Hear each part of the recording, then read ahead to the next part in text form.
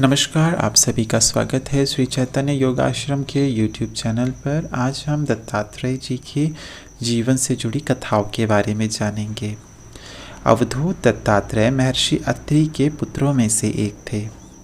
अत्रि ने अपनी पत्नी अनसुया के साथ बड़ी तपस्या के पश्चात इन्हें पुत्र के रूप में प्राप्त किया था। जब ब्रह्मा के 6 पुत्र और दूसरे भी कई गृहस्थ धर्म का अवलंबन न करके निवृत्त हो गए, तब उन्होंने अत्रि से प्रजा की सृष्टि करने के लिए कहा। अत्रि ने उनकी आज्ञा मानकर कर्दम प्रजापति तथा देवहूति की पुत्री कपिल देव की बहन अनसुया से विवाह किया। वे बड़ी ही पतिव्रता थी। राम वनगमन के अवसर पर उन्होंने सीता को पातिव्रत्य धर्म का उपदेश किया। उनकी दृष्टि में अपने पति के अतिरिक्त और कोई पुरुष ही नहीं था। उत्तम के अस बस मन माही, सपने हूँ आन पुरुष जग नाही। पिता की आज्ञा का पालन करने के लिए उत्तम संतान की सृष्टि करने की इच्छा से अत्रि अपनी पत्नी अनसुया के साथ तपस्या करने लगे। अपने बड़े भाई सनत्युजात से सांगोपांग मंत्र रहस्य और उपासना पद्धति का ज्ञान प्राप्त करके इन्होंने बड़ी तीव्र साधना की। इनकी तपस्या और अनसुया के पतिव्रत धर्म से प्रसन्न होकर ब्रह्मा, विष्णु और शंकर तीनों ही इनके सामने प्रकट हुए। महर्षि अत्रि और अनसुया उस समय इस प्रकार ध्यान समाधि में मग्न थे कि इन्हें उनके आगमन का पता ही न चला। उन्होंने शिरः स्पर्श किया, हाथ पकड़कर खींचा, जोर से पुकारा, परंतु इन्हें बाह्य ज्ञान नहीं हुआ। अंततः उन्होंने अंतर में प्रवेश करके इन्हें जागृत किया। अपने सामने तीनों देवों को प्रत्यक्ष खड़ा देखकर इनके आनंद की सीमा न रही। चरणों पर गिर पड़े। शरीर रोमांचित हो उठा, वाणी बंद हो गई, उठ ना सके। उन्होंने अपने हाथों को उठाया, इन पर अपने मुखमंडल का पर जल छिड़का। अब इन्हें चेतना आई। ये अंजलि बांधकर गदगद कंठ से उनकी स्तुति करने लगे। प्रभो, आप लोगों की महिमा अनंत है। हमारे जैसे संसारासक्त प्रजा की इच्छा रखने वाले और आत्मविमुख को दर्शन देकर आपने अनंत कृपा की है।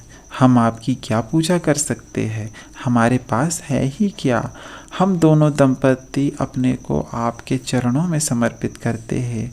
प्रभो, हमें अपना लो। ब्रह्मा, विष्णु और महेश ने एक स्वर में कहा। महर्षि अत्रि और पतिव्रता अनसुया, हम तुम्हारी तपस्या से अत्यंत प्रसन्न हैं। हमें पहले से ही पता है कि उत्तम संतान प्राप्त करने के लिए तुम दोनों तपस्या कर रहे हो।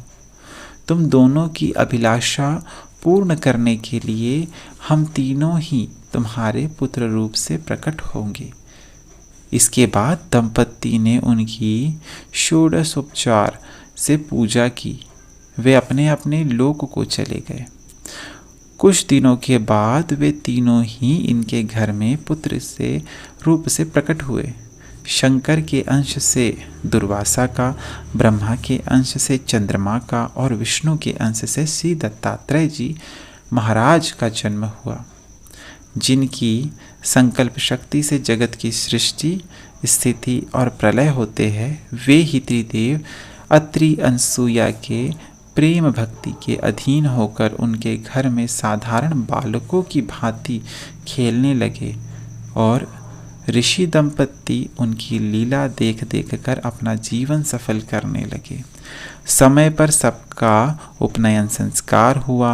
सबने विधिवत गुरुकुल में रहकर वेद अध्ययन किया।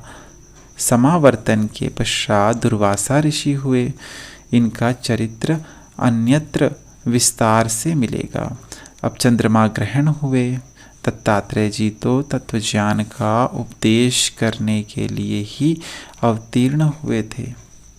इसीलिए उन्होंने संप्रदाय और गुरु मर्यादा की रक्षा करने के लिए सर्वज्ञ होने पर भी महर्षि ऋभु की शरण ग्रहण की। उन्होंने इन्हें संपूर्ण मंत्र रहस्य और उपासना की शिक्षा दी। तत्पश्चात ये अत्रि के आश्रम के पास ही आकर रहने लगे।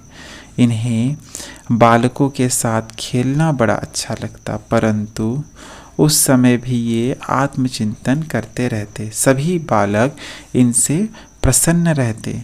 इनकी सुंदरता, मधुरता और शील स्वभाव पर सभी मुग्ध थे। एक क्षण के लिए भी इनसे अलग नहीं होना चाहते थे, परंतु उनके साथ रहने के कारण इनके योगाभ्यास में कुछ बाधा अवश्य पड़ने लगी। एक दिन इन्होंने उनका संग छोड़ने की इच्छा की। खेलते खेलते ये एक तालाब में घुस गए और 3 दिन तक उसके बाहर नहीं निकले। यह उनके योग की एक सिद्धि थी, या योग कहे कि वे साक्षात भगवान विष्णु ही थे। उनके लिए असंभव ही क्या था, किंतु सबसे बढ़कर आश्चर्य की बात तो यह थी कि वे साथ खेलने वाले बालक 3 दिन तक उसी तालाब पर डटे रहे। बिना अन्न पानी के रहने पर भी उनका स्नेह कम नहीं हुआ। किसी ने कहा मगर ने खा लिया होगा, किसी ने जाकर उनके माता पिता से यह शोक समाचार कह सुनाया, परंतु वे उनका प्रभाव जानते थे, इसीलिए जरा भी विचलित नहीं हुए। 3 दिन के बाद जब वे बाहर निकले तब सबके सब अत्यंत आनंदित हुए। सभी पूछने लगे, तुम भीषण तालाब में 3 दिन तक कैसे रहे? हम तो तुम्हारे वियोग से बड़े दुखी हो रहे थे। नींद नहीं आई, पानी तक नहीं पिया गया। हमारे माँ बाप ने हमें बुलाया भी, परंतु हम नहीं गए। अब चलो खाए पिए और सब मिलकर खेले। उनकी बात सुनकर वे हंसने लगे, गूंगे की भांति हो गए, कुछ बोले नहीं। इनकी ऐसी दशा देखकर वे सब और रोने गिड़गिड़ाने लगे, प्रार्थना करने लगे।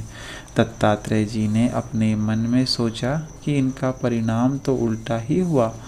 कहाँ मैं इनका साथ छोड़ना चाहता था, कहाँ ये योग का प्रभाव देखकर और भी मुझे जकड़ लेना चाहते हैं।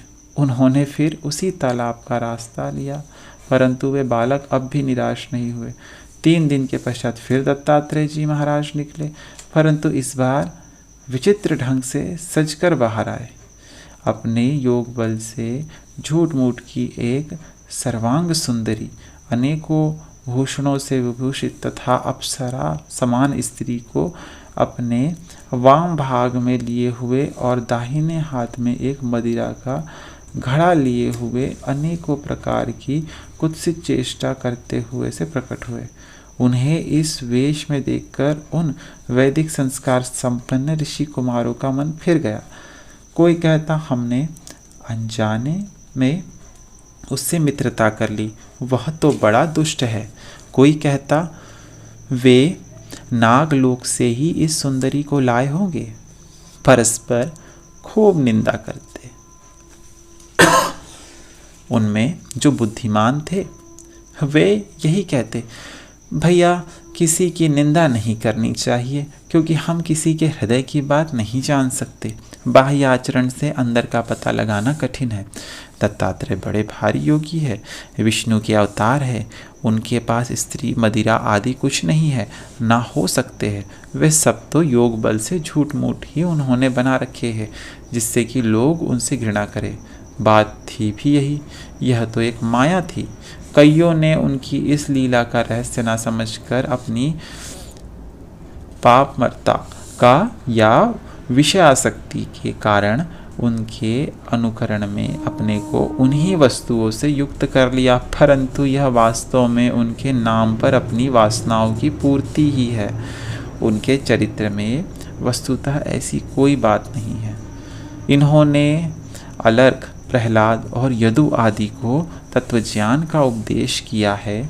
उनके अनुसार अपना जीवन बनाने वाले जिज्ञासु मुमुक्षुओं का परम कल्याण हो सकता है। इनके जीवन के संबंध में मार्कंडेय और स्कंद आदि पुराणों में विस्तार से वर्णन आया है। भागवत के 11वें स्कंद में इनके 24 गुरुओं की बड़ी सुंदर कथा है। प्रत्येक कल्याणकामी को उनका अध्ययन करना चाहिए। और दत्तात्रेय महाराज आज भी है, सुनते हैं वे करवीर में भिक्षा मांगते हैं, गोदावरी तट पर भोजन करते हैं और साह्य पर्वत शयन करते हैं। अधिकारी पुरुषों को समय समय पर दर्शन भी देते हैं। संकल्प से तो जगत में शांति का विस्तार करते हैं। इस प्रकार हमने दत्तात्रेय महाराज से जुड़ी कथा के बारे में जाना, उनकी महानता, उनके चरित्र के बारे में जाना। अगली कथा के साथ हम जल्द आपसे मिलते हैं। तब तक के लिए धन्यवाद। नमस्कार। ओम शांति।